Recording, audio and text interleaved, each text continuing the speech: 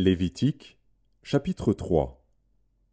Lorsque quelqu'un offrira à l'Éternel un sacrifice d'action de grâce, s'il offre du gros bétail, mâle ou femelle, il l'offrira sans défaut devant l'Éternel. Il posera sa main sur la tête de la victime, qu'il égorgera à l'entrée de la tente d'assignation.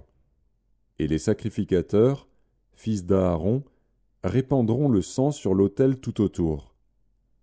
De ce sacrifice d'action de grâce, il offrira en sacrifice consumé par le feu devant l'Éternel la graisse qui couvre les entrailles et toute celle qui y est attachée, les 2 rognons, et la graisse qui les entoure, qui couvre les flancs, et le grand lobe du foie, qu'il détachera près des rognons. Les fils d'Aaron brûleront cela sur l'autel, par-dessus l'holocauste qui sera sur le bois mis au feu. C'est un sacrifice consumé par le feu, d'une agréable odeur à l'Éternel. S'il offre du menu bétail, mâle ou femelle, en sacrifice d'action de grâce à l'Éternel, il l'offrira sans défaut.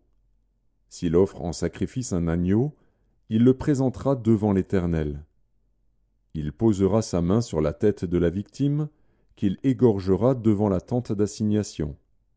Et les fils d'Aaron en répandront le sang sur l'autel tout autour.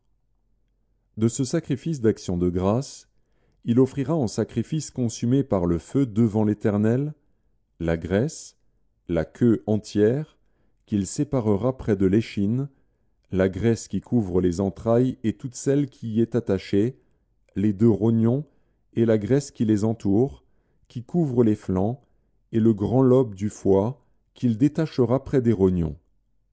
Le sacrificateur brûlera cela sur l'autel. C'est l'aliment d'un sacrifice consumé par le feu devant l'Éternel. Si son offrande est une chèvre, il la présentera devant l'Éternel.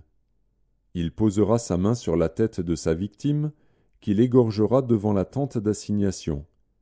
Et les fils d'Aaron en répandront le sang sur l'autel tout autour.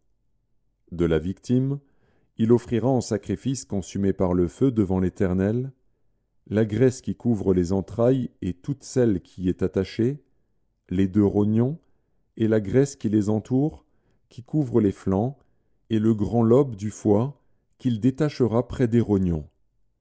Le sacrificateur brûlera cela sur l'autel. Toute la graisse est l'aliment d'un sacrifice consumé par le feu, d'une agréable odeur à l'Éternel.